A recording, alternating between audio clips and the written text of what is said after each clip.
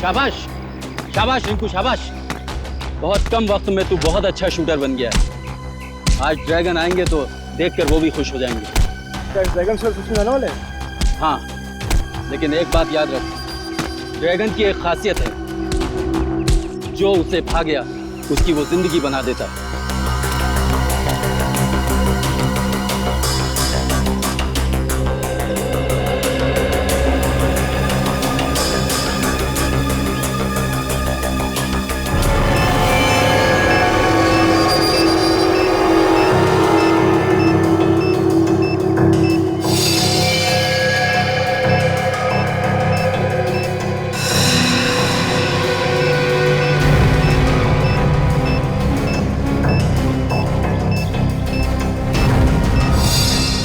साल से इस घड़ी का इंतजार था मुझे। एक बार ये ड्रैगन हाथ लग जाए, इसे जिंदा जमीन के अंदर काट दूंगा मैं। 7 साल? इसके साथ मुठभेड़ हुई थी क्या? मेरे साथ नहीं, मेरे दोस्त विराज के साथ। विराज? हाँ, मेरा दोस्त। बहुत साल पहले जब हम लोग ट्रेनिंग में थे तो वहां विराज से मुलाकात हुई थी। बहुत अच्छे दोस्त बन गए थे हम लोग। दोस्त क्या, मेरा भाई था वो।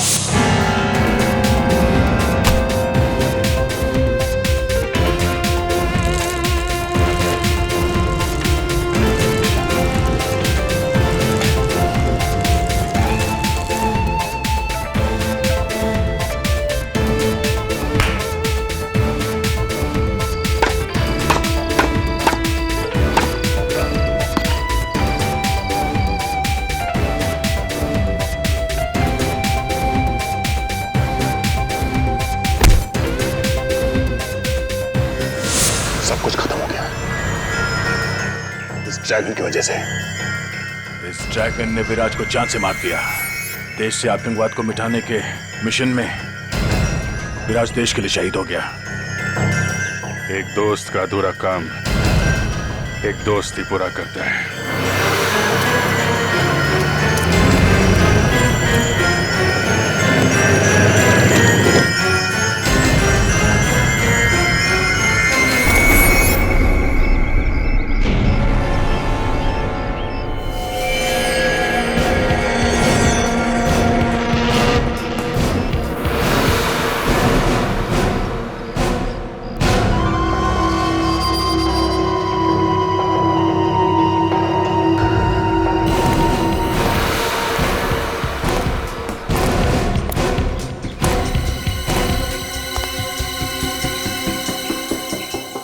आओ आओ मिस्टर डैंगरुला, आओ। हथियार लाए? ड्रैगन कहाँ है? तुम कौन हो? बहुत जल्द ड्रैगन भी यहाँ पर पहुँचने वाला है। इसी का इंतजार था मुझे, ड्रैगन की मुलाकात का।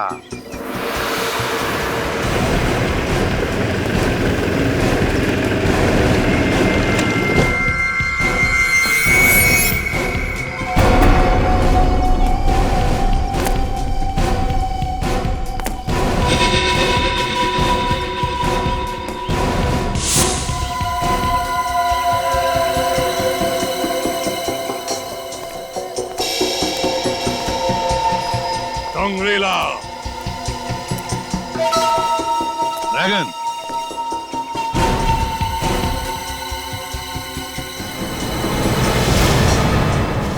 मेरे हथियार लाए हो? लाया।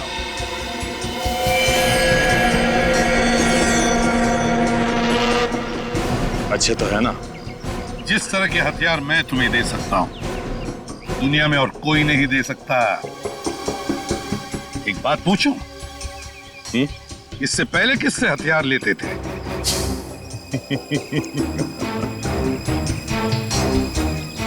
तुम ये जानना चाहते हो कि मैं असली ड्रैगन हूं कि नहीं?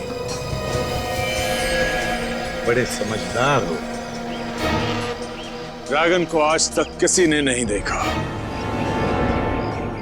तुम इन सब की आंखों में खौफ देख रहे हो ना? ये खौफ तभी है जब असली ड्रैगन आता है। तुमसे पहले रोको नाम का आदमी मुझे हथियार सप्लाई करता था। रोको? अच्छा, तो फिर ड्रैगन इसके बाद भी किसी भी हथियार की जरूरत नहीं पड़ेगी। क्या मतलब? मतलब 5 सेकंड बाद पता चलेगा।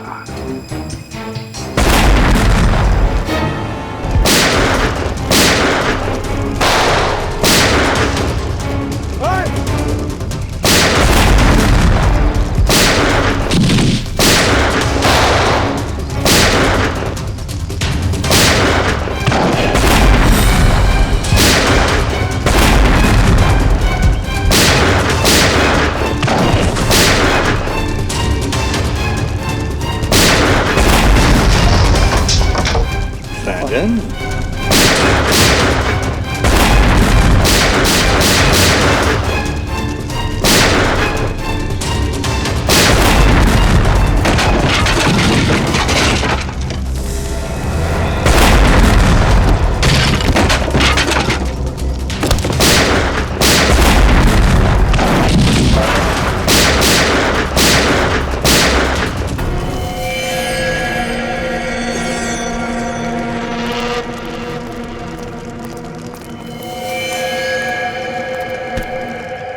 नहीं, दया दया एक मिनट, दया निखिल, पंकज लेके जाओ इसे।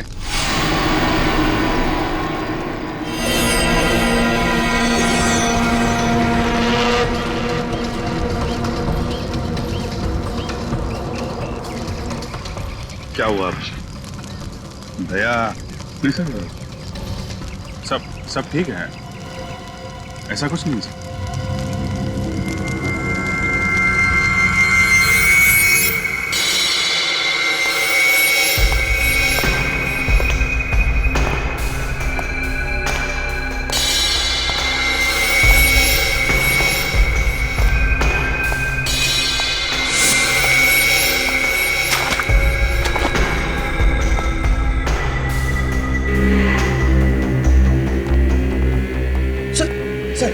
सॉरी, आप अंदर नहीं जा सकते। क्या मतलब है तुम्हारा? सर, आप ड्रैगन से नहीं मिल सकते सर। पंकज, मेरे रास्ते से हट जाओ। सर जितने भी हथियार मिले हैं आधे से ज्यादा चलते नहीं है, जैम पड़े हुए हैं। वही तो, ये क्या ऐसे पुराने हथियार, और इन पुराने हथियारों को लेकर वो अपने नए आतंकवादियों को ट्रेनिंग दे रहा है। सर जितने भी हमले किए हैं ड्रैगन ने, सब में मॉडर्न हथियारों का इस्तेमाल किया गया है। तो इस ट्रेनिंग में ये पुराने हथियारों का इस्तेमाल क्यों करेगा सर?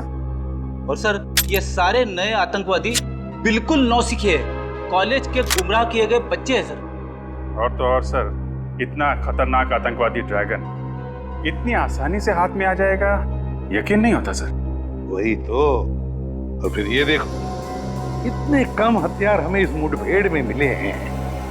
कैसे हो सकता है कोई आतंकवादी संगठन इतने हथियारों को लेकर कोई हमला प्लान कर सके? हो ही नहीं सकता। कुछ ना कुछ तो गड़बड़ जरूर है अभिजीत, कुछ ना कुछ तो गड़बड़ जरूर है। हाँ पंकज,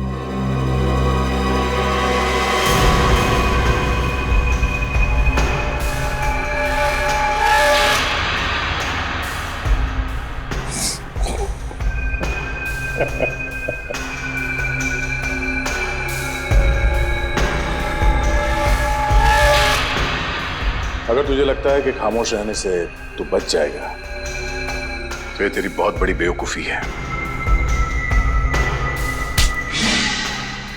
तूने हमारे देश के साथ जो किया और मेरे दोस्त विराज के साथ जो किया, उसका हिसाब तो तुझे चुकाना पड़ेगा ड्रैगन।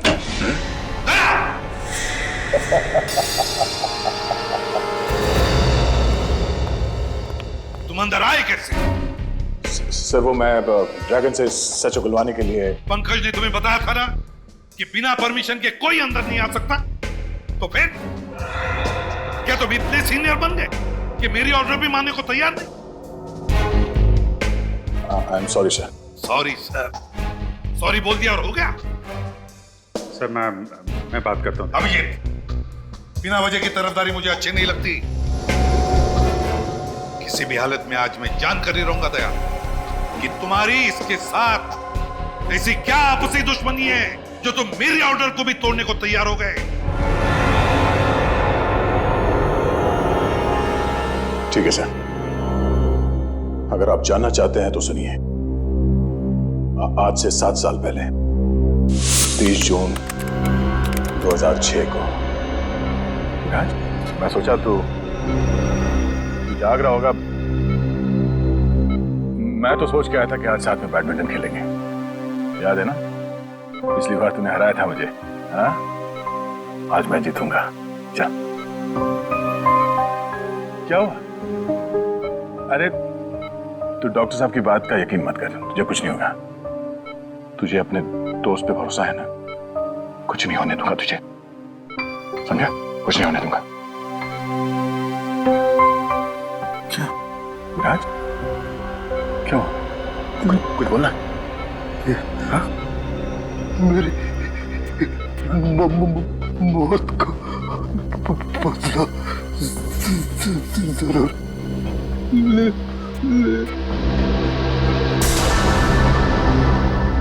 विराज, विराज!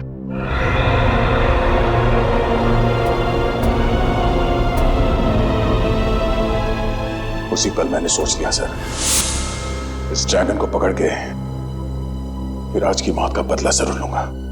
दया,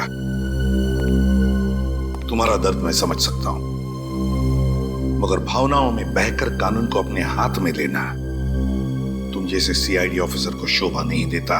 मैं समझता हूं सर, पर आप मेरा यकीन कीजिए सर, मैं अपनी आपसे दुश्मनी के लिए आपके ऑर्डर्स के खिलाफ नहीं जाऊंगा।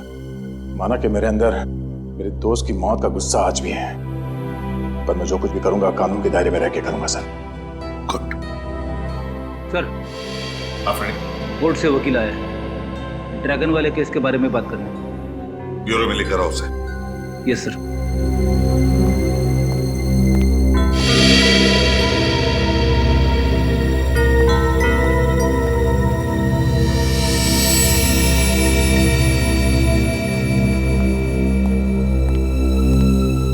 Sir, I am really sorry, मैं अपनी ड्यूटी कर रहा था सर। तुम जरा बाहर जाओ।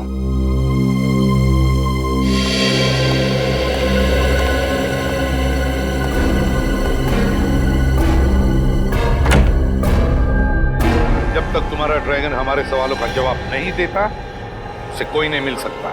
देखिए, आप उसे अपने सवालों का जवाब देने के लिए मजबूर नहीं कर सकते। इस केस की तहकीकात इंटरनेशनल लॉ के हिसाब से होनी चाहिए। आप मुझे अगर इंटरनेशनल लॉ के बारे में कुछ ना समझाएं तो बेहतर है। हजारों लोगों की मौत का जिम्मेदार है आपका ड्रैगन, समझे? आतंकवादी है वो। कहाँ है मेरे पति? बोलिए, बताइए। एक मिनट मैडम, आप प्लीज शांत हो जाइए। पहले ये बताइए कि आप कौन हैं और क्या हुआ आपके पति को? 2 दिन से मेरे पति घर नहीं आए हैं। पता नहीं किस हालत में रखा है आपने उन्हें। हम आपके पति को कब लेके आए? आप ही तो लेके गए थे उन्हें ऑफिस से 2 दिन पहले, ये कहकर कि उन्हें कुछ घंटों में छोड़ देंगे, लेकिन अब 48 घंटे हो गए हैं। कौन है आपके पति? क्या नाम है उनका? नरेंद्र कुमार, वो एक इंडस्ट्रियलिस्ट है। नरेंद्र कुमार इंडस्ट्रियलिस्ट? नहीं, मुझे तो कुछ याद नहीं आ रहा। हमने ऐसे किसी भी नरेंद्र कुमार को उठाकर नहीं लाए। आपको कुछ गलतफहमी हुई है। नहीं, मुझे पता है कि आप सीआईडी वाले ही उन्हें यहाँ लेके आए हैं। अगर हम आपके पति को यहाँ पे लेकर आते तो ये बात आपसे छुपाते क्यों? सर एक बहुत बड़ी गड़बड़ हो गई है। क्या गड़बड़ हो गई? सर, ड्रैगन मर गया। ड्रैगन मर गया? माय गॉड, अभिजीत देखो जरा।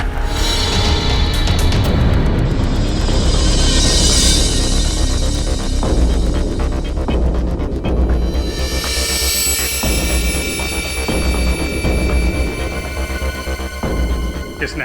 हाँ? किसने मारा इसे? और कौन मारेगा? वही होगा आपका दरवाजा तोड़ सीनियर इंस्पेक्टर दया।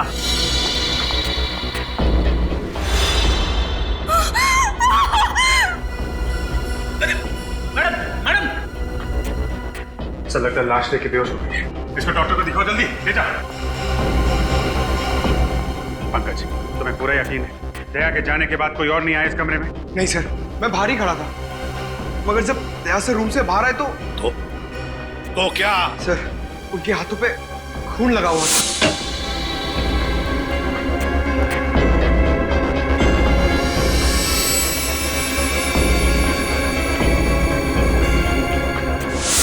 जीत यकीन नहीं आता दया मेरे और दर्द तोड़ सकता है। मैंने आप सभी मीडिया वालों को यहाँ इसीलिए बुलाया है ताकि उस सीआईडी का घिनौना चेहरा आप सब लोगों के सामने ला सकूं, जिसे इस देश के भोले और मासूम लोग न्याय और कानून की चौखट मानते हैं। तो क्या आप सीआईडी के बारे में कोई खुलासा करने वाली हैं? जी हाँ, एक ऐसा खुलासा जिसमें शायद आपको एक औरत के दर्द का पता चले, अपने पति को खोने के दर्द का। लेकिन अपने पति को खोया किसने? नहीं हूँ वो अभागन जिसका पति सीआईडी की बेरहमी का शिकार हो गया। क्या नरेन जी अब इस दुनिया में नहीं रहे? नहीं, 2 दिन पहले कुछ सीआईडी वाले उन्हें उनके ऑफिस से बेवजह ले गए, ये कहकर कि कुछ पूछताछ करनी है। जब उतनी देर तक वापस नहीं आए तो मैं खुद ब्यूरो गई और वहां जाके देखा तो पता चला कि मेरी खुशियां कभी लौट कर नहीं आएंगी। नरेन को मार डाला उन्होंने। लेकिन नरेन जी का कसूर क्या था? बेगुनाह थे वो। सीआईडी वाले ड्रैगन नाम के आतंकवादी को पकड़ नहीं पा रहे थे, तो उन्होंने सोचा क्यों ना नरेन को ही ड्रैगन बता के कुछ नाम कमा लिया जाए। लेकिन उनकी मौत हुई कैसे? सीआईडी इंस्पेक्टर ने उन्हें इतना टॉर्चर किया कि नरेन की मौत हो गई। कौन है वो सीआईडी इंस्पेक्टर? सीनियर इंस्पेक्टर दया। सूर्य इंडस्ट्रियलिस्ट नरेन कुमार की पत्नी नेहा कुमार ने सीआईडी पे एक बहुत ही गंभीर आरोप लगाया। उनके पति की हत्या का आरोप, जो सीआईडी अब तक सैकड़ों खूनियों को उनके किए की सजा दिलवा चुकी है। क्या अब वो वही मापदंड अपनाएंगे अपने उस ऑफिसर के खिलाफ जिन्होंने नरेन को मारा है? आगे की खबर जानने के लिए जुड़े रहिए। नेहा तो पूरी दुनिया के सामने सीआईडी के ऊपर कीचड़ फेंक रही है। सीबीसी। हम कब इनके पति को ऑफिस से लेकर आए? पर ये ड्रैगन को अपना पति कह क्यों रही है? सर, चाहे नरेन हो या ड्रैगन, दया सर को उसे मानना नहीं चाहिए था। रेडी, तो क्या कह रहे हो? तुम्हें मालूम है ना कि दया जोश के वक्त भी होश नहीं खोता है। अपना गुस्सा उतारने के लिए वो कभी भी एसीपी साहब के ऑर्डर का अपमान नहीं करेगा। अभिजीत ठीक कह रहा है फ्रेडी। बॉस, मुझे भी यही लगता है कि दया इस आदमी की मौत का जिम्मेदार नहीं हो सकता है। तो फिर कौन हो सकता है सालुंखे? वो कौन सकता है? इसके शरीर पर लगी हुई ये चोट, ये जख्म जो इसे 2 दिन पहले लगे थे। 2 दिन पहले? अगर चोट 2 दिन पहले लगी तो फिर हमें नजर क्यों नहीं आई? क्योंकि वो जख्म बहुत होशियारी के साथ छिपाए गए थे सैंडाइल ट्राइडिक्सिन नाम के एक पाउडर से, जो कि मेकअप में काम आता है। इतना अच्छा मेकअप पाउडर के 2 दिन तक नहीं निकला? पंकज, ये मेकअप पाउडर इतना स्ट्रांग होता है कि महीनों तक नहीं उतरता, लेकिन इसका मेकअप इसलिए उतर गया क्योंकि इसकी अंदरूनी चोटों की वजह से इसे इंटरनल ब्लीडिंग थी। उस इंटरनल ब्लीडिंग की वजह से इसका हार्ट सीज हो गया, इसे पसीना आया और उस पसीने की वजह से ये मेकअप उतर गया। तो फिर हो सकता है सर ये ड्रैगन हो ही ना, ये नरेन हो। नरेन? बस, इन चोटों के साथ साथ इस आदमी को 2 दिन पहले हाई वोल्टेज का इलेक्ट्रिक शॉक भी दिया गया था, जिसकी वजह से ये अपनी बोलने की ताकत खो चुका था। इसीलिए हमारे सवालों का जवाब नहीं दे पा रहा था। और अभिजीत, मुठभेड़ से पहले तो ड्रैगन के साथ मेरी बातचीत भी हुई थी। इतनी बड़ी साजिश हमको गुमराह करने के लिए, ये सारा प्लान इस ड्रैगन ने ही रचा है। उसे पता चल गया था कि हम वहां हथियार बेचने के बहाने जाने वाले हैं, और इसीलिए ना तो हमें ज्यादा हथियार मिले और ना ही उसके ग्रुप के खतरनाक आतंकवादी। वही तो और उसने अपनी शक्ल के नरेन को अपनी जगह बिठा दिया ड्रैगन बनाकर, और फिर उसे गिरफ्तार भी करवा दिया। हमसे पंगा ले रहा है वो। बहुत बड़ी कीमत चुकानी पड़ेगी इस ड्रैगन को। पता लगाओ वो कौन सीआईडी ऑफिसर्स थे जिन्होंने नरेन को गिरफ्तार किया था। लोग यहाँ क्यों आए हैं? मेरे पति को तो आपने मार ही डाला है, अब क्या मुझे भी फांसी पर चढ़ाने आए हैं? देखिए, हम लोगों ने आपके पति को नहीं मारा, इसलिए बेवजह दुनिया के सामने सीआईडी को क्यों बदनाम करना? अगर आम लोगों का हम पर से विश्वास उठ गया तो मदद के लिए किसके पास जाएं? तो क्या आम लोगों की गिनती में मैं और मेरे पति नहीं आते? क्यों उजाड़ दिया आप लोगों ने हमारा हंसता खेलता संसार? देखिए, सीआईडी ने कभी भी किसी का हंसता खेलता संसार नहीं उजाड़ा और ना ही उजाड़ेगी। नेहा जी, हमें आप सिर्फ ये बताइए कि आपके पति को कौन से सीआईडी ऑफिसर यहाँ से ले गए थे? सीनियर इंस्पेक्टर प्रशांत और सीनियर इंस्पेक्टर अनुराग। प्रशांत और अनुराग? मगर इस नाम के तो कोई भी ऑफिसर सीआईडी में है ही नहीं। जब आप सीआईडी ब्यूरो आई थी तब वो दोनों ऑफिसर्स वहां थे? नहीं, मैं नहीं जानती, क्योंकि मैंने उन्हें देखा ही नहीं। जब वो मेरे पति को ऑफिस से लेके गए तब मैं घर पर थी। आपने नहीं देखा, लेकिन ऑफिस के सीसीटीवी कैमरास ने जरूर देखा होगा।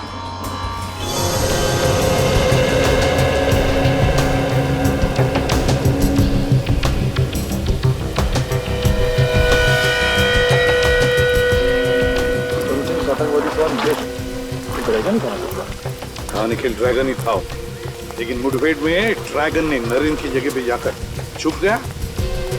फिर अपनी जगह पे उसने नरेन को भेजा गिरफ्तार करवाने के लिए। मगर सर, उस दिन ऑपरेशन के बाद तो हमने यहाँ पे घंटों सर्चिंग की थी।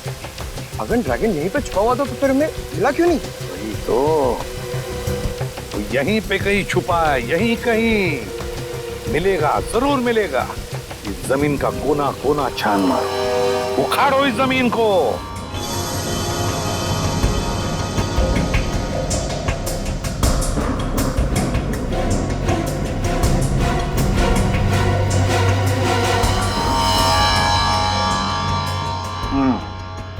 नकली सीआईडी वाले बन के नरेन को अपने साथ ले गए। क्या? नकली सीआईडी वाले? हाँ, और शायद ये सब ड्रैगन के प्लान का ही हिस्सा था। वो नरेन को ड्रैगन बनाकर हमें गुमराह करना चाहता था ताकि खुद किसी बड़े जुर्म को अंजाम दे सके। लेकिन नरेन ही क्यों? क्योंकि शायद आपके पति का चेहरा आतंकवादी ड्रैगन से काफी हद तक मिलता जुलता था।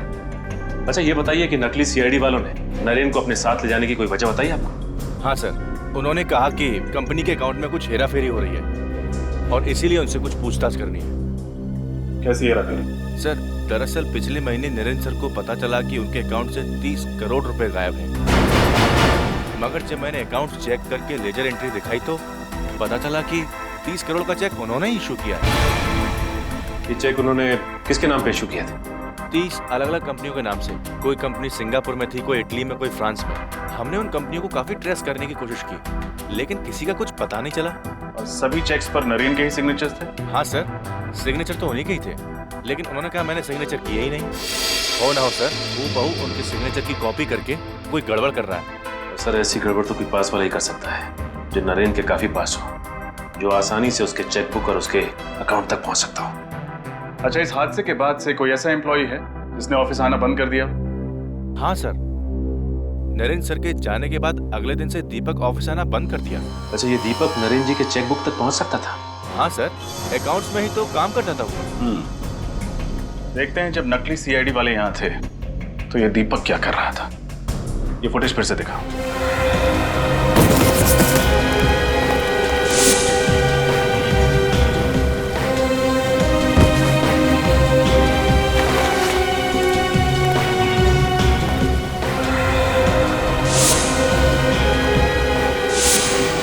सर। हाँ निखिल,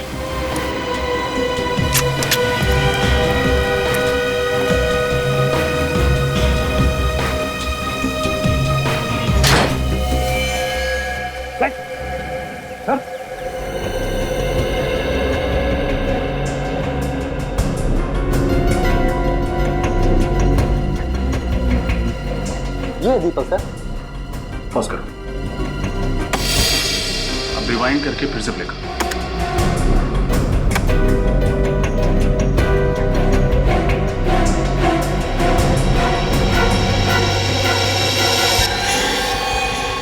देखा सर, तो नकली सीआईडी वालों ने दीपक की तरफ कुछ इशारा किया और दीपक ने नजरें चुरा ली। हाँ, और कोई भी इंसान नजरें तभी चुराता है तो उसके दिल में कोई मैल हो। दीपक का एड्रेस बताओ। क्या? तुम यहाँ क्या कर रहे हो? सर, मैं असली ड्रैगन का पता करने आया था। अब सर ड्रैगन यहाँ पे 2 दिन से छुपा हुआ था। उसने पहले से खाने पीने का इंतजाम कर रखा था सर यहाँ पे। यार लेकिन ये बात तुमने हमें पहले क्यों नहीं बताई? सर मैं आया था बताने के लिए। उस वक्त नरेन की पत्नी और वो वकील थे आपके साथ। गायब हो गया? हाँ? लेकिन ये बताओ तुम्हें पता कैसे चला कि ड्रैगन नहीं नरेन है? तो जब मैं नरेन से सवाल कर रहा था तो मैंने देखा उसके हाथों के सारी उंगलियां ठीक ठाक थी सर, कटी हुई नहीं थी।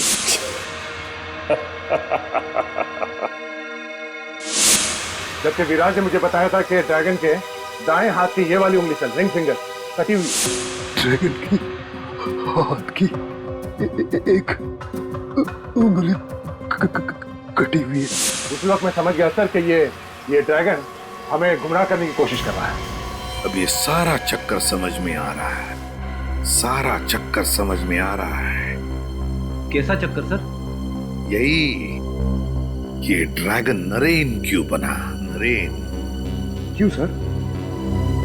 कोई ना कोई बड़ा आतंकवादी हमला प्लान कर रहा है ये ड्रैगन। मतलब सर? पंकज, हर आतंकवादी के पीछे देश की इंटेलिजेंस ब्यूरो के जासूस लगे रहते हैं।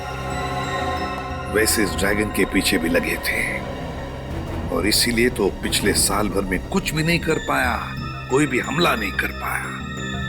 और इस झूठी मुठभेड़ के बाद लोगों को लगा कि ड्रैगन पकड़ा गया है, तो इंटेलिजेंस के जासूसों ने नजर रखना बंद कर दिया। एग्जैक्टली, इसी का तो इंतजार कर रहा था वो। अब वो अपने अगले हमले का प्लान कर रहा है, अगले हमले का। और सर लगता है इस बार हमला बहुत बड़े स्केल पे करने वाला है। तभी तो 30 करोड़ रुपए का घपला करवाया उसने नरेन की कंपनी में। और उन 30 करोड़ रुपयों से न जाने कितने हथियार, कितने बॉम्ब्स खरीदेगा ये ड्रैगन। और इस बार न जाने कितने मासूम देशवासी इसके निशाने पे हैं। दया, हमारे किसी भी देशवासी को हम कुछ नहीं होने देंगे। इससे पहले कि ये ड्रैगन हमारे देश को कोई आंच पहुंचाए, कुचल देंगे हम उसे। अरे मुकेश, ओ मुकेश,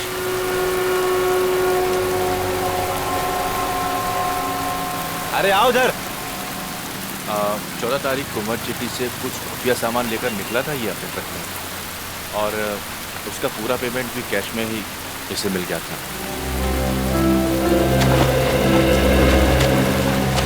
मुकेश, मैंने कुछ नहीं किया साहब। मैं तो एक आम नागरिक हूँ, कोई गुनहगार नहीं। हम जानते हैं।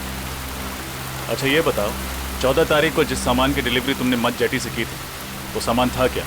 मुझे नहीं मालूम। मालूम नहीं? सामान को लोड करने से पहले चेक नहीं किया तुमने? सामान सील पैक था साहब, कुछ गत्ते के बक्से के अंदर। तुमने पूछा तो होगा उन बॉक्सेस में क्या है? हाँ पूछा था, तो दीपक जी ने कहा कि कुछ ग्लास का सामान है। दीपक? तुम इस दीपक की बात कर रहे हो?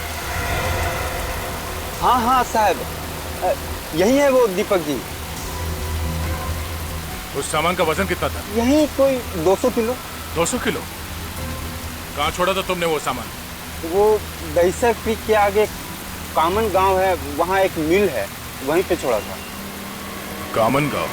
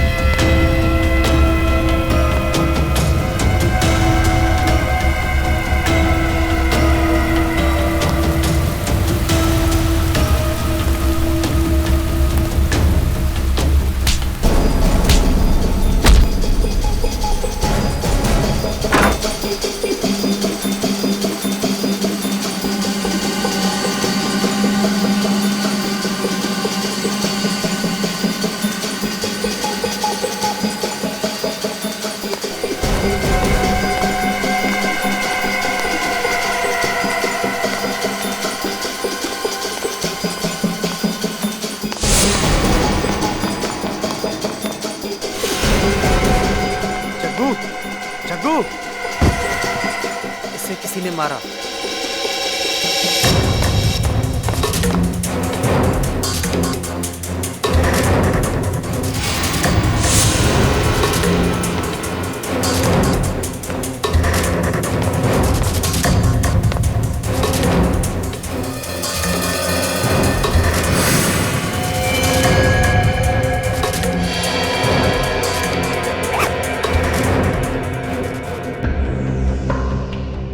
इस बार ऐसा धमाका करेंगे कि पटाखों की गूंज लोगों के दिलों में बैठ जाएगी। मुझे उस वक्त का इंतजार है जब हमारे बनाए हुए बॉम्ब से मासूम लोग सड़कों पर घायल पड़े होंगे और खून से लथपथ तड़प रहे होंगे।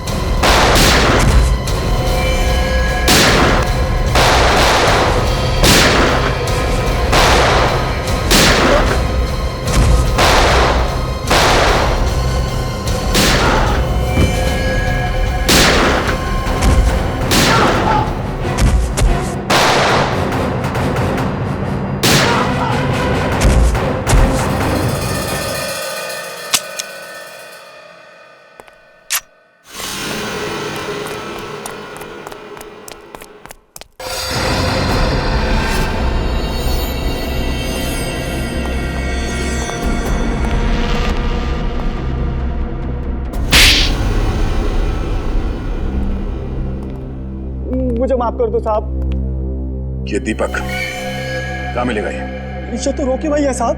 रॉकी? ये तो ड्रैगन का खास आदमी है साहब। ड्रैगन इसके बिना कोई भी मिशन पूरा नहीं करता है साहब। कहाँ मिलेगा रॉकी? साहब मुझे नहीं मालूम साहब, ना तो इनका कोई एड्रेस है ना कोई नंबर, बस वही मुझे कांटेक्ट करते हैं साहब। ये सारा RDX यहीं पे है ना, या बॉम्ब बनाने के लिए कुछ शहर भेज दिया? नहीं साहब, सारा RDX यहीं पर है साहब, चाहे तो आप चेक कर लीजिए साहब। पूरा 200 किलो है साहब। रजत, सारा RDX सीज कर लो।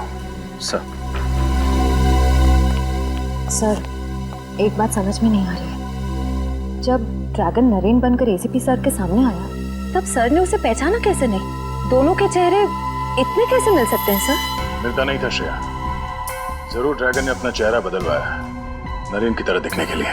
लेकिन सर, ड्रैगन ने नरेन को ही क्यों चुना? तुम्हें 30 करोड़ के घपले वाली बात याद है? हाँ सर।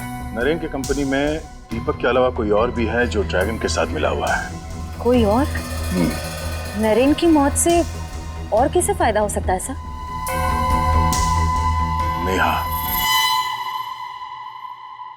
नरेन की मौत के बाद उसके अरबों की संपत्ति अब नेहा के नाम से हो गई है। नेहा मैडम बुलाओ, उनसे कुछ बात करनी है। मगर नेहा मैडम तो ऑफिस में नहीं है। नहीं? कहाँ गई? शायद निधि को पता होगा, वो उनकी पीए है। एक मिनट। निधि, निधि, क्या हुआ सर? तुम्हें पता है नेहा मैडम कहाँ पे है? पता नहीं, अचानक उन्हें किसी की चिट्ठी मिली और वो तुरंत पढ़कर चली गई। तो चिट्ठी अभी कैबिन में है?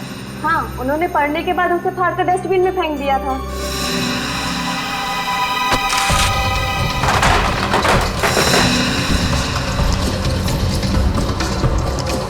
लगता है ये है चिट्ठी सर।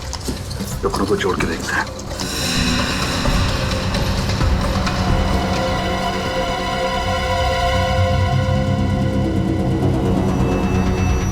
तो ये बात है।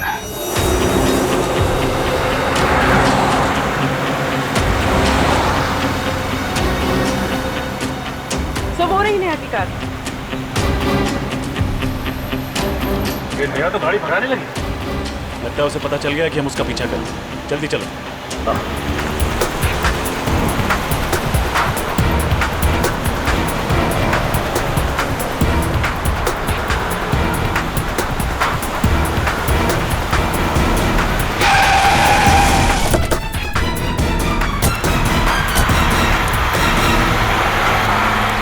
बात हो गया घूमना घुमाना, अब बाकी की सैर CID की गाड़ी में करना।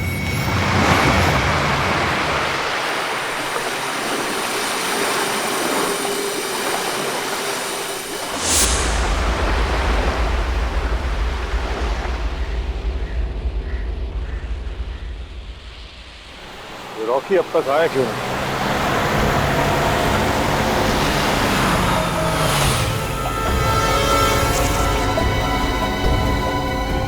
आ जाओ।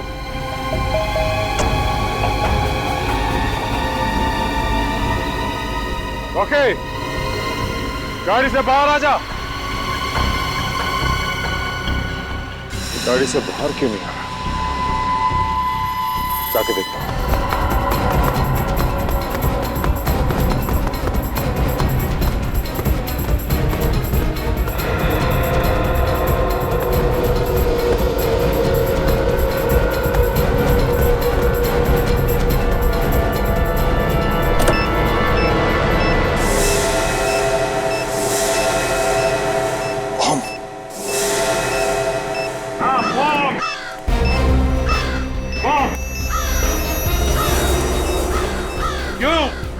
ड्रैगन, दुनिया के सबसे खतरनाक आतंकवादी।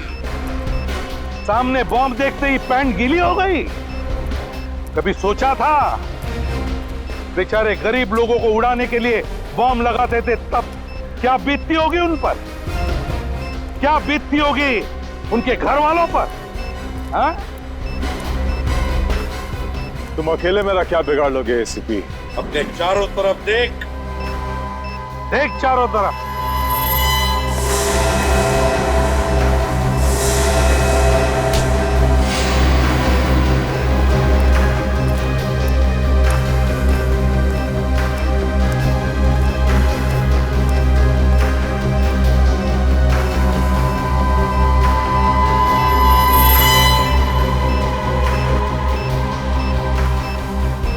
एक अकेले निहत्थे पे तुम सब सीआईडी वाले एक साथ वार करोगे क्या? तेरे लिए तो एक ही काफी है। अच्छा, सिर्फ एक। बुलाओ उसे।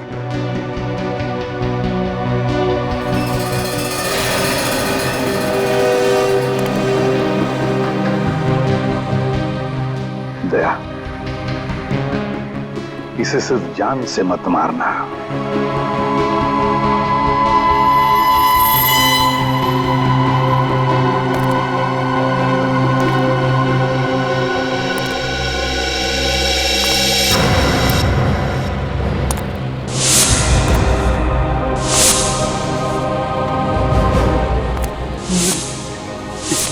मौत को बदला जरूर।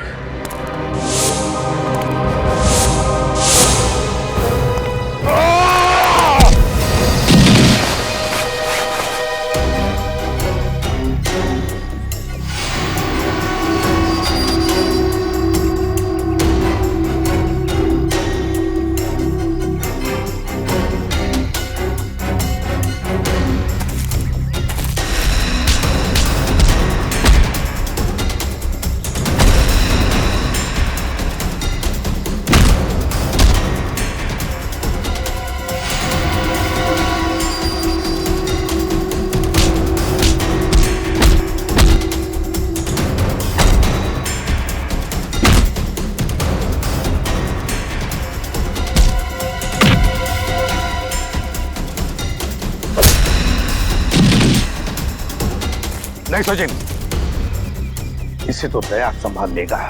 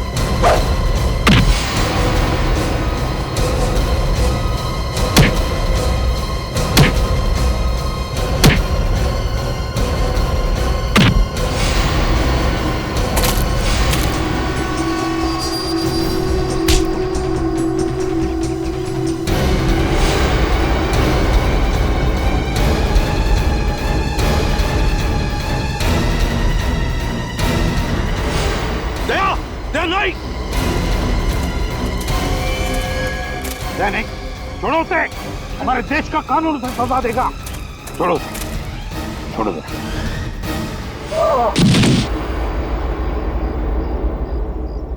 हाँ हाँ, मैंने ही विराज का खून किया था।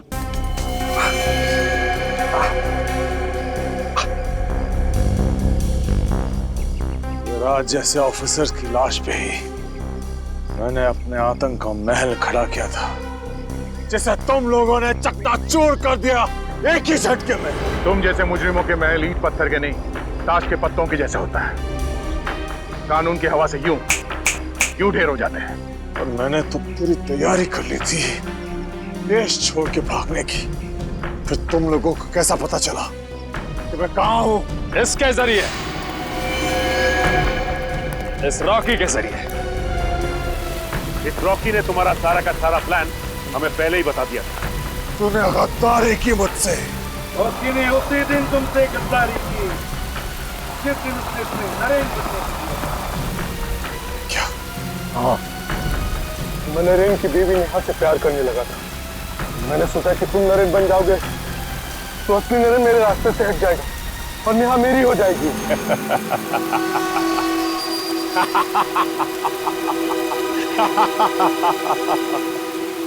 तुमने मुझे पकड़ तो लिया, लेकिन यहां ऐसी कोई जेल नहीं बनी जो मुझे, ड्रैगन को, ज्यादा देर तक कैद रख सके। हमारे देश का कानून तुम जैसे दरिंदे को जेल की सलाखें ज्यादा दिन नसीब नहीं होने देता, समझे? जल्द से जल्द फांसी होगी, फांसी।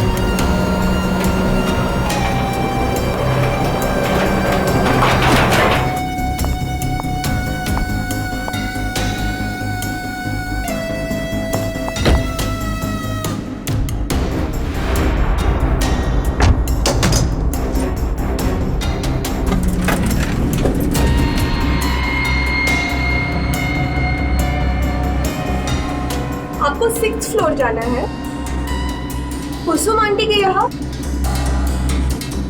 आपको मैंने पहले यहाँ कभी देखा नहीं है।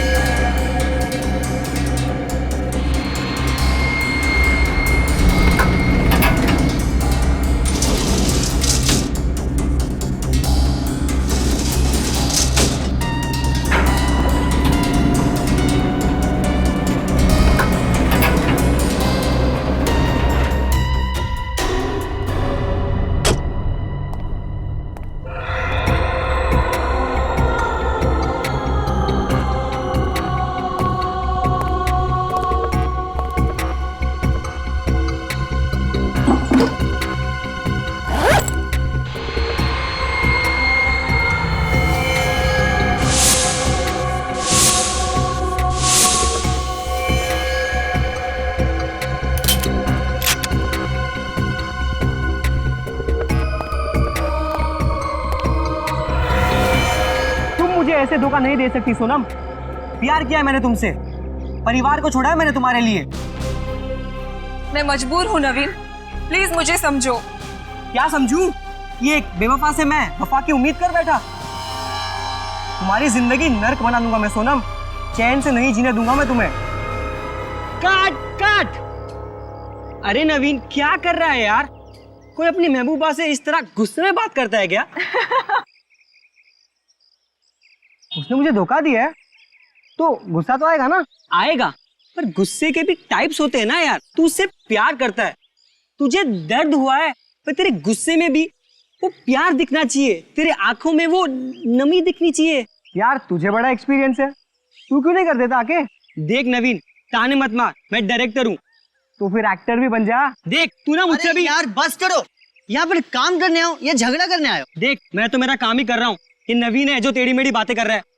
लगता है पैकअप होने वाला है यार। अगर तू मुझे इतने सालों बाद एक्टिंग सिखाएगा तो मुझे बुरा नहीं लगेगा क्या?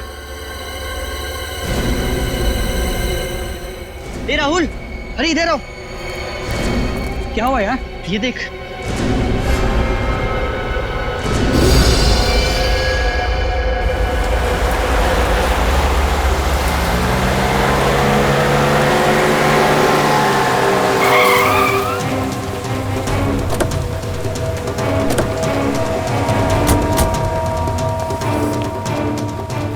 रजत, तुम सीढ़ियों से जाओ, हम लिफ्ट से आते हैं।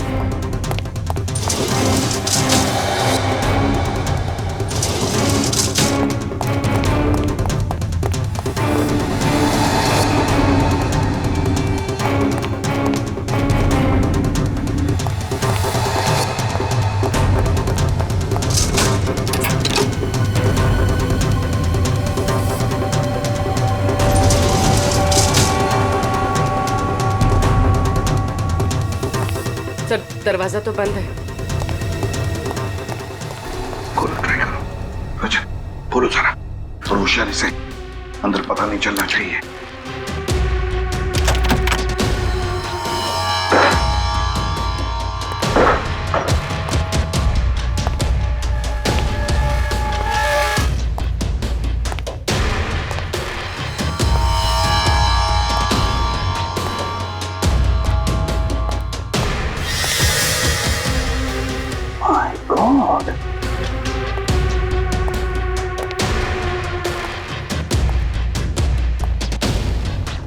सर ये तो मर चुका है।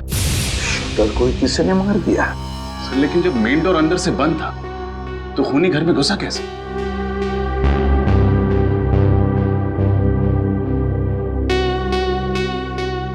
खूनी घर के अंदर नहीं, घर के बाहर था। जैसे इसने अपने शिकार पर निशाना लगाया होगा, खूनी ने इस पर निशाना लगाया और गोली चला दी। इसे जरा पलटो इसे। गोली तो आर पार हो गई। अगर गोली आर पार हुई है तो गोली कमरे के अंदर ही होनी चाहिए। पूर्वी, ढूंढो जरा।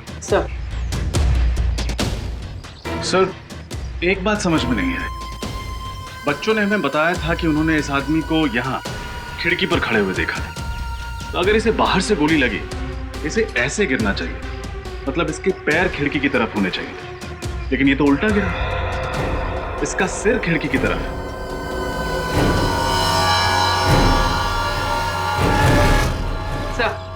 सब बुलेट कहीं नहीं मिली।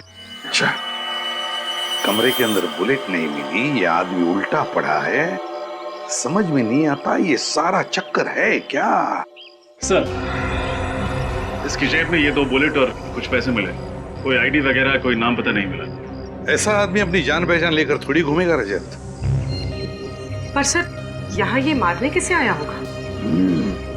यहाँ खड़े होके इसी बिल्डिंग के किसी आदमी को तो मारेगा नहीं, जरूर किसी ऐसे आदमी को मारने आया होगा जो सामने रास्ते पे खड़ा होगा या फिर वहां आने वाला होगा।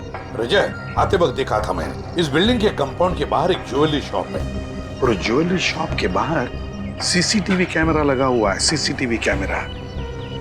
पूर्वी, उस सीसीटीवी कैमरा का फुटेज लेकर आओ, और बिल्डिंग के वॉचमैन को भी ऊपर भेज दो। सर क्या सोच रहे हो रजत? तो सामने इतनी सारी बिल्डिंग्स हैं, इतने सारे फ्लैट्स हैं, हमें पता कैसे चलेगा कि गोली कहां से चलाई गई? पता चल सकता है रजत, जिस एंगल से गोली इस आदमी के शरीर में घुसी है, उस एंगल से पता चलेगा कि गोली चली कहां से है, गोली चली कहां से है। बॉडी को फॉरेंसिक लैब भेज तो सब पता चल जाएगा। हाँ सर, कुछ पता चला? अभिजीत, गोली तो इसे सामने से ही लगी है। सर ये हमें मालूम है, कुछ और बता सकते हो? गोली कहाँ से चली है, किस एंगल से चली है, ये बता सकते हैं आप? मैं तुम्हें दिखा सकता हूँ। हाँ,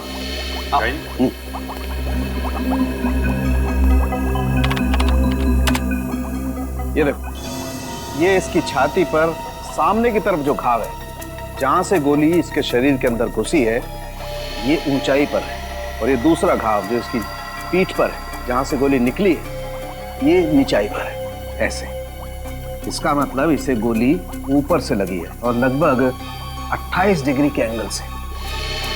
इसका मतलब या तो जिसने गोली चलाई है वो ऊंचाई पर था, या फिर कोई 10 फीट का आदमी था। 10 फुट लंबा। बेटी, तुमने आज तक किसी 10 फीट के आदमी को देखा है?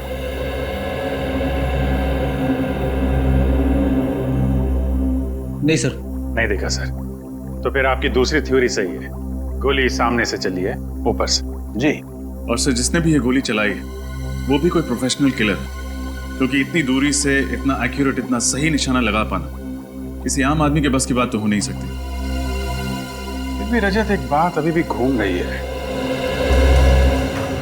इस आदमी को अगर सामने से गोली मारी गई है तो ये आदमी खिड़की से गोली लगने के बाद ऐसे गिरता, मतलब खिड़की की तरफ इसका पैर होता और सर दरवाजे की तरफ। मगर हमें इसकी लाश जब मिली तो इसका सर खिड़की की तरफ था और पैर दरवाजे की तरफ। कैसे हुआ होगा? सारुके साहब, इसके फिंगरप्रिंट से कुछ पता चला कि ये आदमी कौन है? नहीं, वो पता नहीं लगा, क्योंकि इसके फिंगरप्रिंट्स हमारे क्रिमिनल डाटाबेस में किसी के साथ मैच ही नहीं होते। अगर इस निशानेबाज का पता नहीं चल रहा है तो फिर हमें यह पता लगाना पड़ेगा कि ये वहां पे निशाना किसे बनाने आया था। सर, उस वक्त सड़क पे बहुत सारे लोग थे और इतने सारे लोगों के बीच में इस आदमी का निशाना कौन था, कैसे पता चलेगा? रेडी, फिर भी पता तो लगाना पड़ेगा ना। सर, हमें ये पता चल चुका है कि ये राइफल किसी के नाम रजिस्टर्ड नहीं है, इसका कोई लाइसेंस नहीं है। इल्लीगल गन, ये तो पहले से ही शक था। सर, मैं एक ऐसे आदमी को जानता हूँ जो उन सभी आदमियों को जानता है जो ऐसे इल्लीगल हथियारों में डील करते हैं। ठीक है, मिलो उससे और पता लगाओ कि ये गन किसने बेची और किसने खरीदी। सर, फिर से उस बिल्डिंग में जाना पड़ेगा।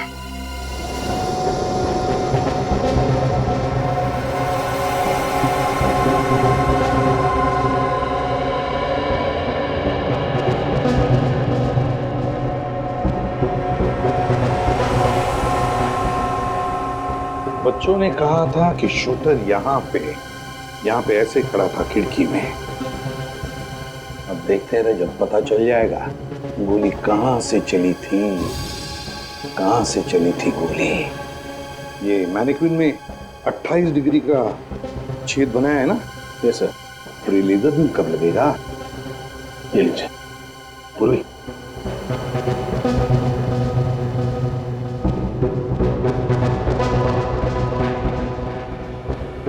बहुत दूर है, कुछ दिख नहीं रहा है यहां से। 1 मिनट देखते हैं।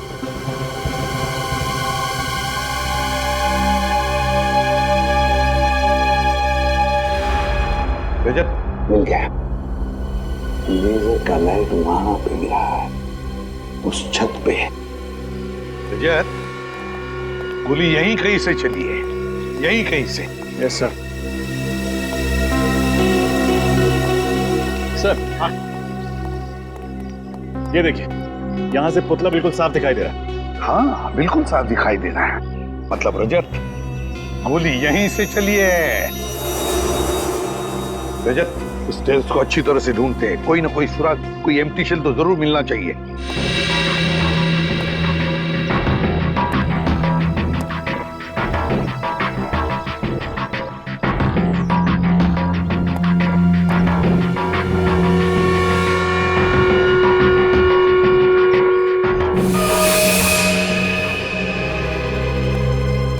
सर, हाँ, बुलेट शेल तो नहीं मिला, लेकिन ये पानी की बोतल और ये खाने का पैकेट मिला है। खूनी का हो सकता है, यहाँ बैठकर इंतजार कर रहा होगा। सर, ये इस बिल्डिंग का वॉचमैन। नमस्ते साहब। नमस्ते। ये बताओ, क्या छत पर तुमने किसी को आते हुए देखा, बड़ी सी बैग लेकर? नहीं साहब। तो फिर ये खाने की चीज और पानी की बोतल कहाँ से आई? साहब ये मेरा ही है। कल मेरा नाइट का ड्यूटी था और आज दोपहर का भी ड्यूटी है, इसलिए मैं घर नहीं गया था साहब, यहीं पर आकर सो गया था। तुम नीचे कब गए? साहब यही कोई 10 मिनट पहले। मतलब कि सुबह से लेकर 10 मिनट पहले तक तुम छत पर ही थे? हाँ साहब। अच्छा, और तुमने किसी को भी छत पर आते हुए नहीं देखा? रजत कोई शक नहीं, गोली कमरे के अंदर से ही चली है। अच्छा सर, लेकिन आपको ऐसा क्यों लगता है? रजत सोचो जरा, अगर गोली बाहर से, मेरा मतलब है छत से चली होती तो ये शूटर ऐसे गिरता, मेरा मतलब है सिर दरवाजे की तरफ होता और इसके पैर खिड़की की तरफ। लेकिन हमें ये कैसे मिला?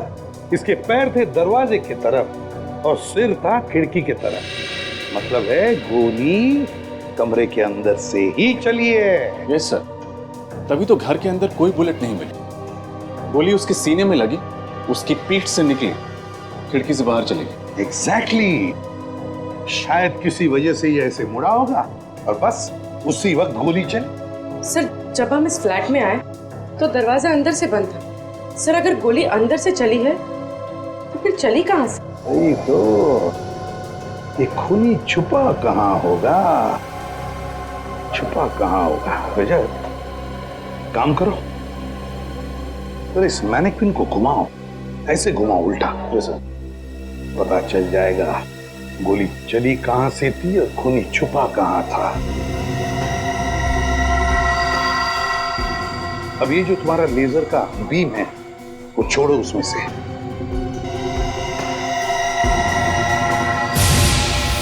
हाय गॉड, सर लेजर तो स्पीकर पे जा रहा है। उतारो स्पीकर को और खोलो।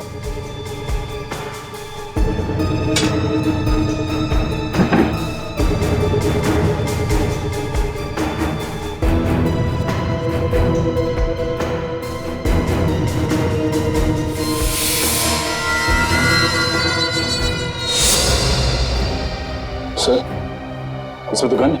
हाँ रजत, गन के साथ साथ एक छोटा सा कैमरा भी, शूटर की हर हरकत पर नजर रखने के लिए। अच्छा,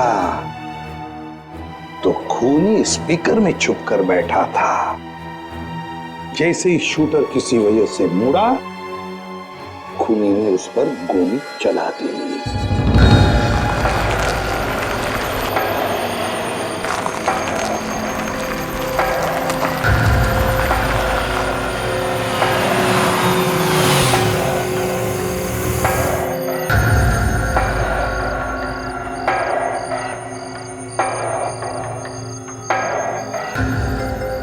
इस महेश का पूरा नाम महेश गद्दार है।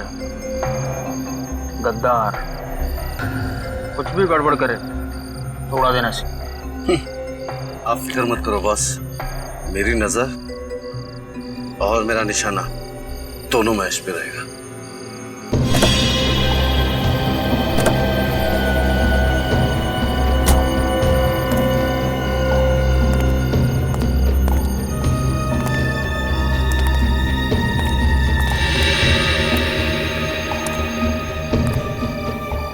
माल लाए मेरा।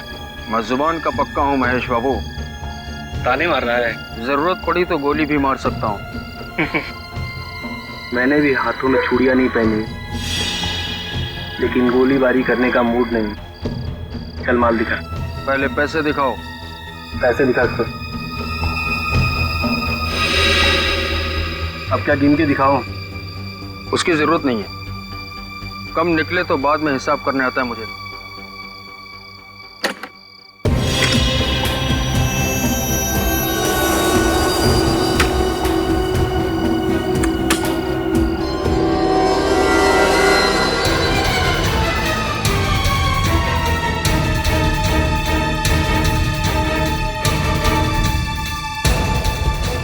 क्यों केवल जी?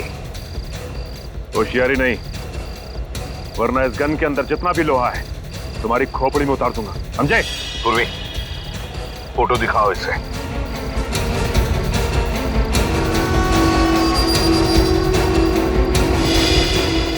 कौन है ये? जानते हो कौन है ये? नहीं सर, मैं से नहीं जानता, मैं पहली बार देख रहा हूँ सर। अच्छा, पहली बार देख रहे हो। और ये गन? गन तो पहचानते होंगे, है? नहीं? देख केवल, आखिरी बार पूछ रहा हूं मैं, कौन है ये? सर ये आदमी भिकू है। भिकू? हाँ सर, 3 महीने पहले ये मुझे मिला था। अच्छा।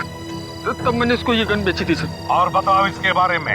सर इसने मुझे खुद कांटेक्ट किया था और उसके बाद फिर मैं इससे कभी नहीं मिला। पहली और आखिरी बार मिला था सर। अच्छा, पहली बार मिला और तुमने गन बेच दी इसे?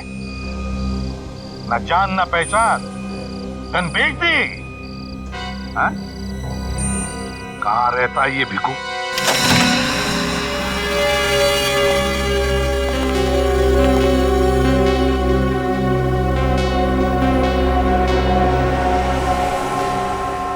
लगता है काफी माल कमाया इस भिकू ने। हाँ, पेशेवर खूनी जो था।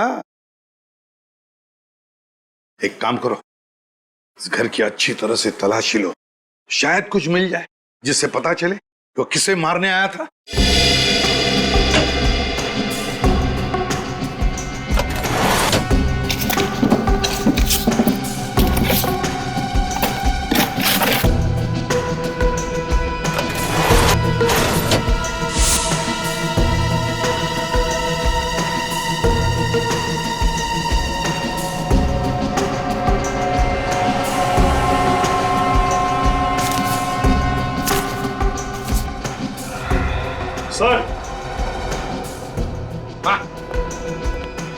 सर ये अलग से 4 नंबर्स लिखे।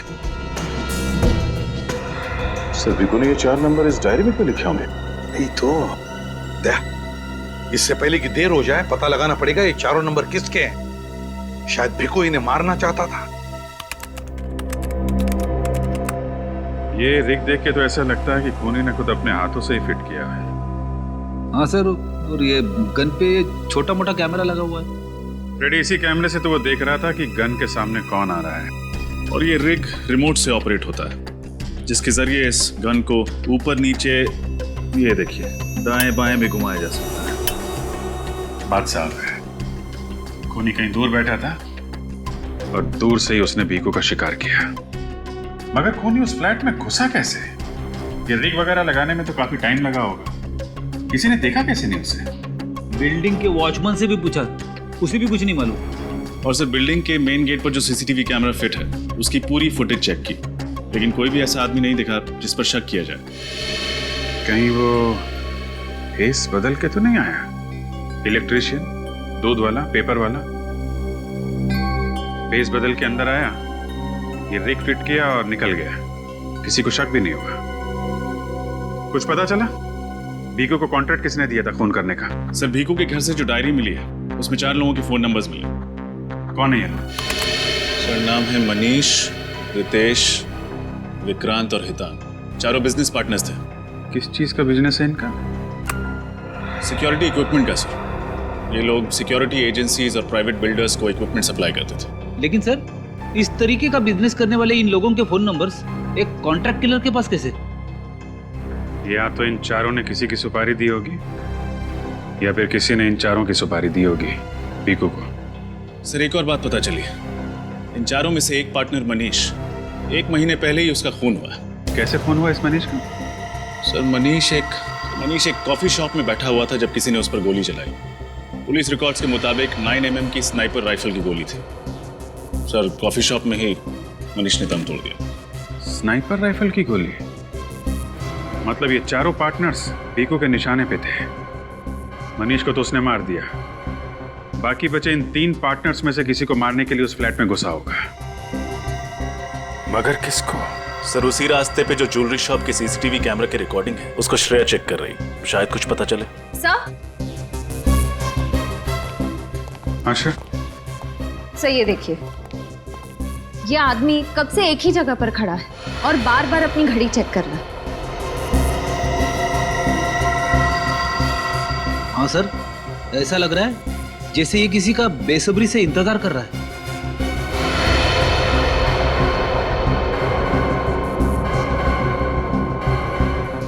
है कौन ये आदमी? जरा जूम करो।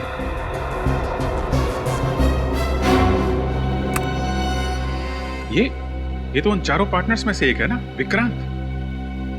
यस सर, मतलब मनीष के बाद भीखू का अगला शिकार विक्रांत था। नहीं रजत, मुझे नहीं लगता, क्योंकि विक्रांत काफी देर से वहां पे खड़ा था।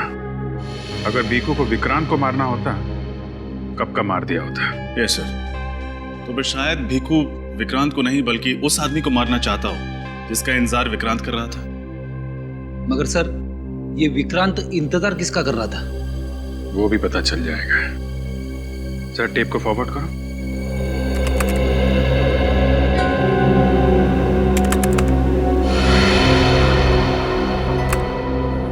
रितेश, ये तो उन्हीं का पार्टनर है। मतलब विक्रांत ने पहले एक पार्टनर मनीष को मरवाया और उसके बाद दूसरे पार्टनर रितेश को मरवाना चाहता। लेकिन सर, इस सब के पीछे विक्रांत का मकसद क्या हो सकता है? अब ये तो विक्रांत ही बताएगा। पकड़ो इस विक्रांत को। हेलो, हाँ जसवंत, आज का ये प्रेजेंटेशन अब बहुत ज़रूरी है। अगर ये कॉन्ट्रैक्ट हाथ से निकल गया ना तो करोड़ों का नुकसान हो जाएगा।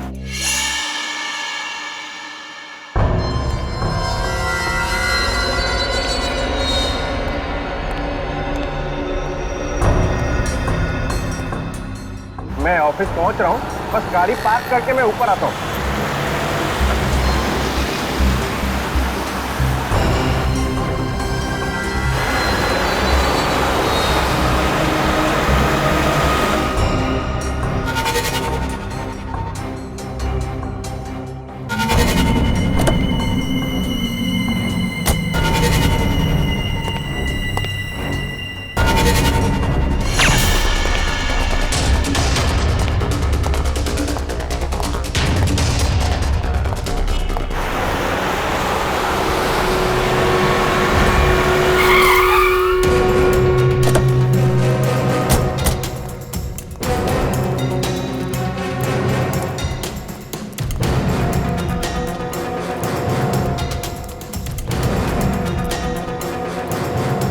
प्लीज आप लोग उस तरफ चलिए, प्लीज आइए आइए प्लीज, हटिए हटिए, आइए इधर आइए प्लीज, चलिए सब एक साइड प्लीज।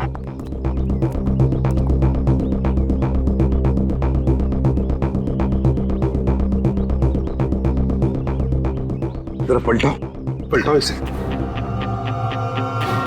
इस विक्रांत को भी वहीं पर गोली मारी है जैसे मनीष को मारी थी।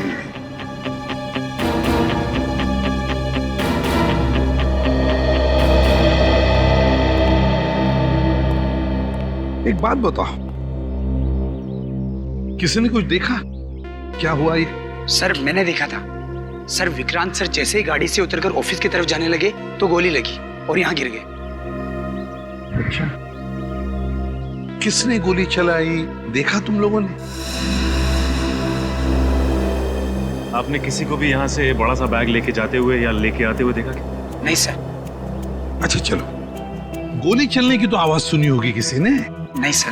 अरे नहीं? अच्छा, विक्रांत का ऑफिस कहाँ पर है? उस तरफ है विक्रांत जी का ऑफिस।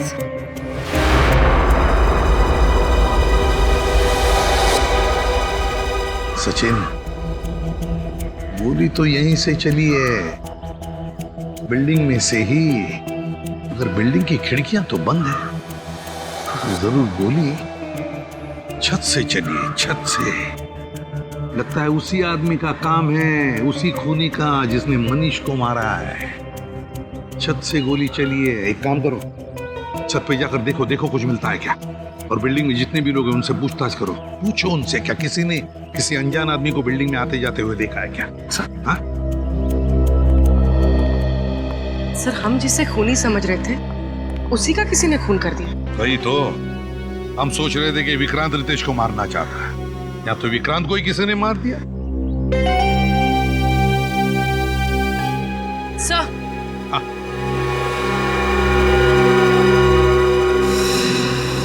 सर ये देखिए, ये फोन शायद इस विक्रांत का है।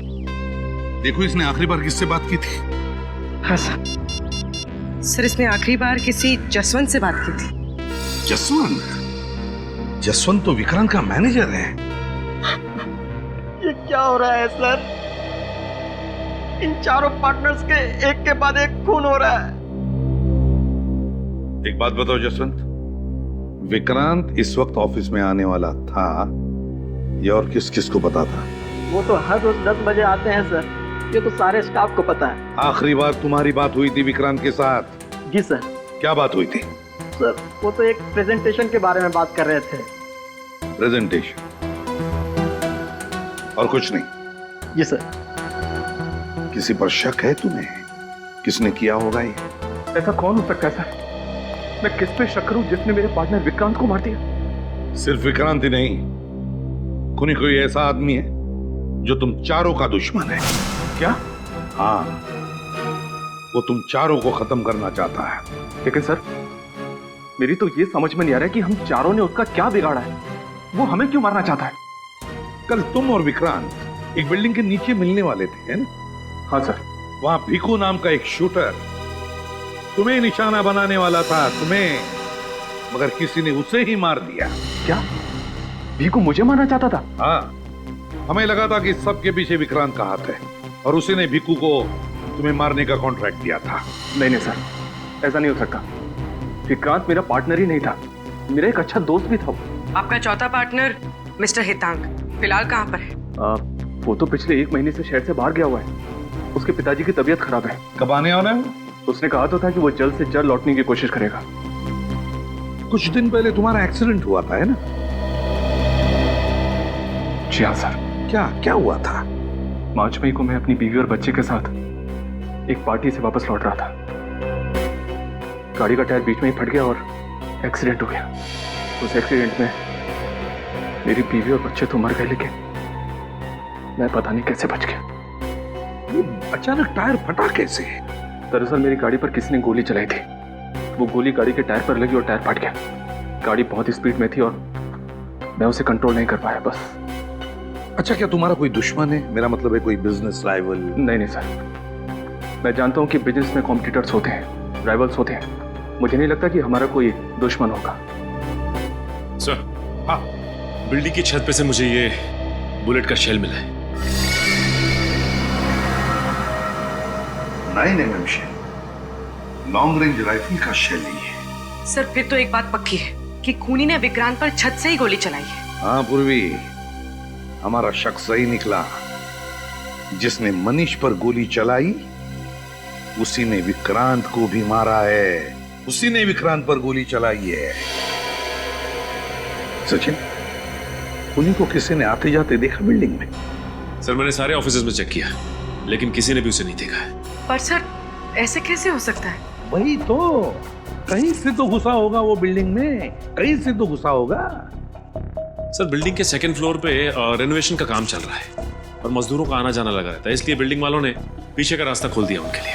बस, तो वहीं से घुसा है वो, शायद बेस बदल कर, और फिर अपना काम करके भगदड़ का फायदा उठाकर भाग गया वहीं से। ये आदमी तो बहुत खतरनाक लग रहा है सर। हाँ, बहुत ही खतरनाक आदमी है वो। 3 खून कर चुका है वो। तुम भी संभल के रहना। तुम जहां भी जाओ किसी को भी पता नहीं चलना चाहिए। और सचिन, इनका चौथा पार्टनर हितांग, उसे कांटेक्ट करो और उससे कहो कि जैसे वो शहर में आए हमें इन्फॉर्म करें। सर, रितेश अपने परिवार के साथ जब एक पार्टी से लौट रहे थे तब उनकी गाड़ी पर गोली चलाई गई जो टायर पे लगी। रितेश गाड़ी को कंट्रोल नहीं कर पाए और गाड़ी फांजा ब्रिज से नीचे गिर गई। इस एक्सीडेंट में उनकी पत्नी और उनके इकलौते बेटे की मौत हो गई, लेकिन वो बच गए। और ये एक्सीडेंट हुआ कब? सर, मनीष के खून के 1 हफ्ते बाद। तो कहीं इस भीखू का हाथ तो नहीं है इस एक्सीडेंट में? सर मेरा तो रितेश पर शक पक्का हो रहा है। हो सकता है अपने परिवार और अपने पार्टनर्स का बदला लेने के लिए उसी ने भीखू पर गोली चला दी। मगर भीखू पे तो रिमोट कंट्रोल से गोली चलाई गई है और फुटेज में दिख रहा है रितेश विक्रांत के साथ मिलने आया था। अगर उसने कुछ किया होता तो हमें दिख जाता फुटेज में। अगर रितेश या हितांग ने भीखू का खून नहीं किया तो फिर किसने किया? कहीं ऐसा तो नहीं कि इनके किसी बिजनेस राइवल ने भीखू को कॉन्ट्रैक्ट दिया हो इन्हें मारने के लिए? इन चारों पार्टनर्स के बिजनेस राइवल के बारे में पता लगा है क्या? लगाया ना सर, मगर अभी तक किसी पर शक नहीं हो रहा है। लेकिन एक अजीब बात सामने आई है सर। क्या? इनकी फर्म को एक ऑर्डर मिला था, एक प्राइवेट सिक्योरिटी एजेंसी को माल पहुंचाना था, लेकिन ऐन वक्त पर ऑर्डर कैंसिल हो गया। तो उस ऑर्डर का इन पार्टनर्स की मौत के साथ कोई संबंध हो सकता है सर। ऑर्डर बड़ा था, करोड़ों रुपए का। ऐन वक्त पर ऑर्डर कैंसिल होने की वजह से इनको बहुत बड़ा नुकसान उठाना पड़ा था, बल्कि आज भी कंपनी कर्जे में डूबी हुई है। और ये ऑर्डर कैंसिल होने की वजह? सर वो तो पता नहीं चल पाया है, लेकिन चारों पार्टनर्स के खिलाफ एक कोर्ट केस चल रहा है। और सर इसी टेंशन की वजह से एनुअल जनरल मीटिंग में उन चारों पार्टनर्स के बीच झगड़ा भी हुआ था। पता लगा उस कॉन्ट्रैक्टर ने अपना ऑर्डर कैंसिल क्यों किया था। शायद वहीं से हमें कोई नया सबूत या सुराग मिल जाए जो इस केस को सुलझाने में हमारी मदद कर सके।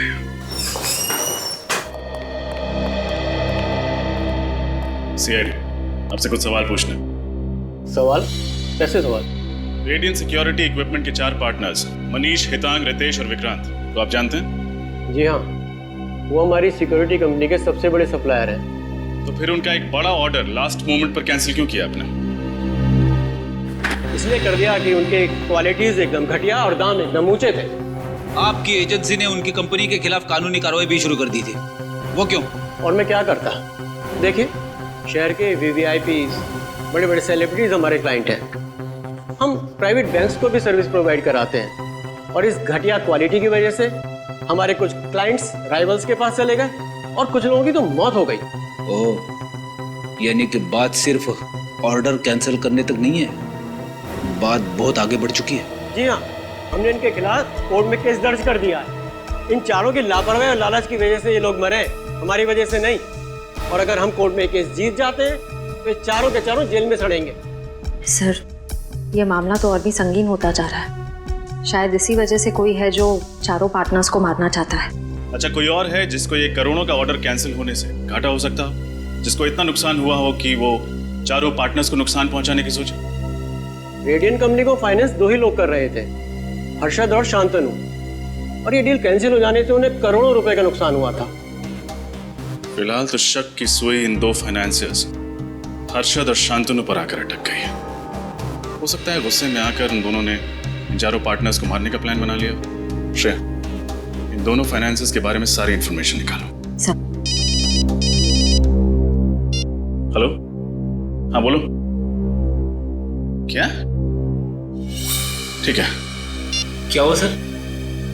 चौथा पार्टनर हितांग शहर में वापस आ गया है और उसने एयरपोर्ट के पास एक होटल में चेक इन किया है।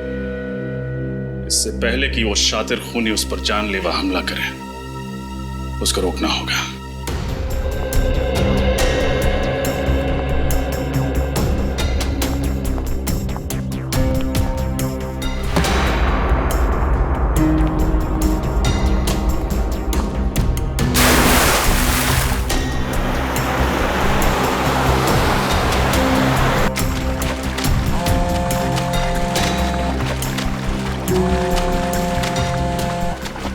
सर, मैं लगातार मिस्टर हितांग का नंबर ट्राई कर रही हूँ। रिंग बज रही लेकिन वो फ़ोन नहीं उठा रहा है। अच्छा, होटल के रिसेप्शन में बोलो, बॉस के कमरे में फ़ोन कनेक्ट करके दें। सर, मैंने वहाँ भी फ़ोन किया था, लेकिन उनका कहना है कि मिस्टर हितांग अपने कमरे में ही नहीं है। कमरे में नहीं? किसी मुसीबत में तो नहीं है? कोई अनहोनी हो जाए उसके पहले हमें वहाँ पहुँचना पड़ेगा।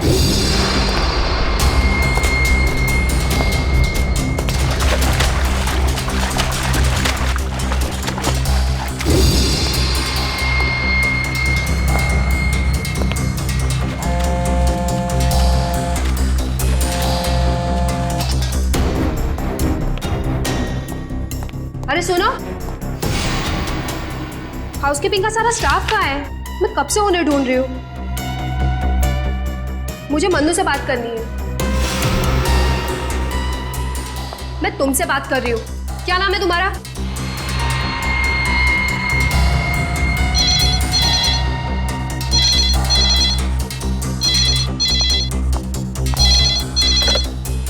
हाँ सर। जी, मैंने उनको पर्सनली अटेंड किया था। ठीक है सर, मैं अभी आपके कैबिन में आती हूँ। सुनो, मन्नू मिले ना तो उसको कहना मुझसे आके मिले। मैं एक मैनेजर से मिलके आती हूँ।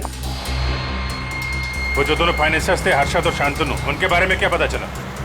सर, दोनों पार्टनर्स बिजनेस के सिलसिले में पिछले 1 महीने से विदेश में हैं सर। सर अगर दोनों 1 महीने से विदेश में हैं, तो फिर इन पार्टनर से फोन कौन कर रहा है?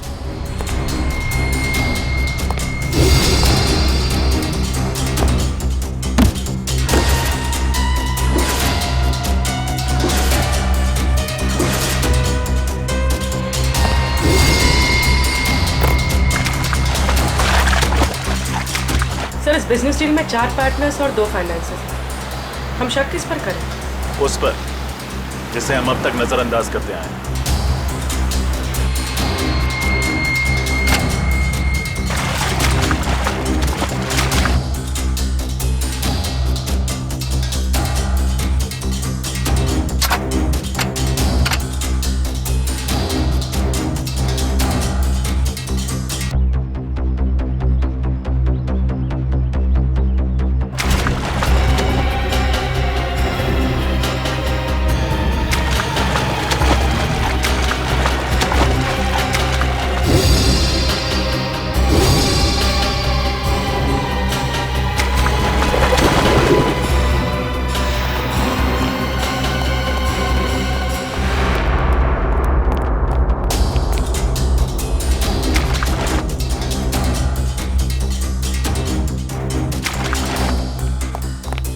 आपके गेस्ट मिस्टर हेतांग इस वक्त कहाँ हैं? आपने पहले भी फोन किया था उन्हें पूछने के लिए। आप ये बताइए कि वो इस वक्त कहाँ मिलेंगे? अभी थोड़ी देर पहले नीचे गए, शायद जिम में होंगे या स्विमिंग पूल के अंदर होंगे। हो सकता है रेस्टोरेंट में भी बैठे हों। अच्छा ये फोटो देखो, ये मिस्टर रितेश की है। इनको आपने इस होटल में आते जाते देखा है? हाँ शायद थोड़ी देर पहले मैंने इन्हें होटल में देखा है। देखा है?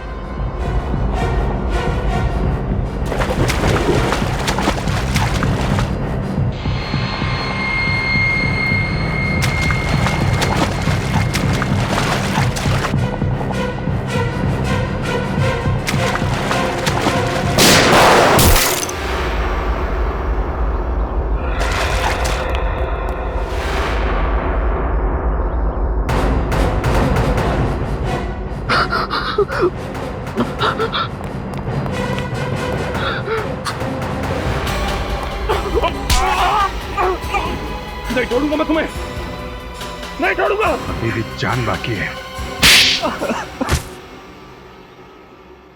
हाँ सर हाँ, मैंने ही सबको मार दिया।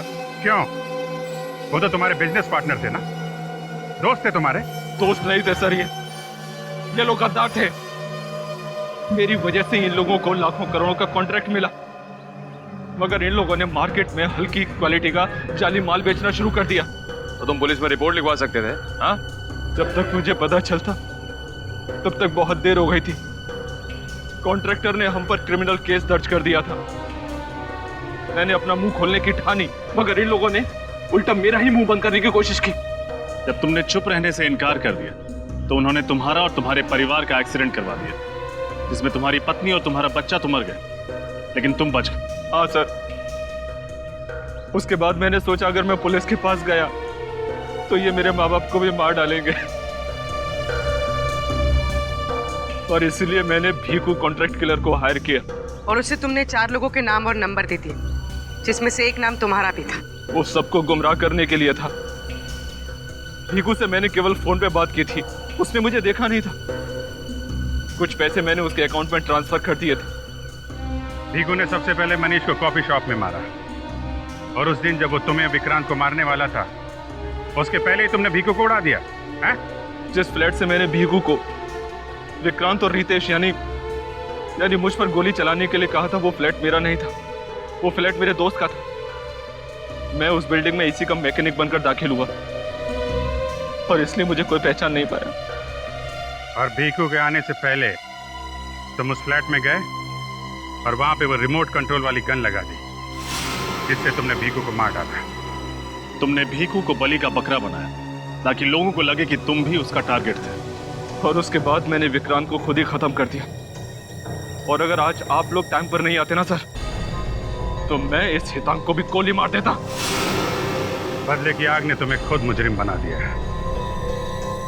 इस हेतांग को तो उसके किए की सजा मिलेगी, लेकिन 3-3 खून करने के जुर्म में तुम्हें सिर्फ फांसी होगी, फांसी।